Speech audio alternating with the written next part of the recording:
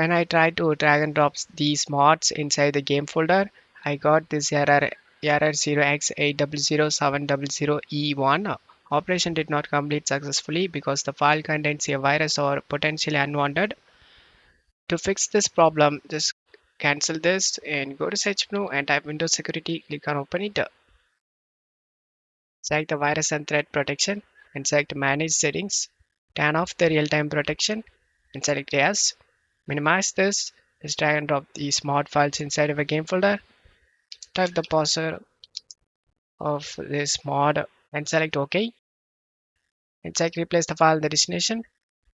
We have successfully drag and dropped the mod files inside the game folder. Now go back to Windows Security. Just scroll down and select add or remove exclusions and select yes. Select add an exclusion. Before selecting the add an exclusion, just copy the game folder or whatever folder you drag and drop the files and select add an exclusion and select folder. Just paste the path we copied and press enter.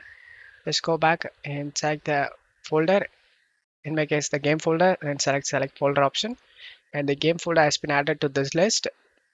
Just go back and just select turn on real-time protection, select yes, and now just close stuff here and you can use the mods without having any problem.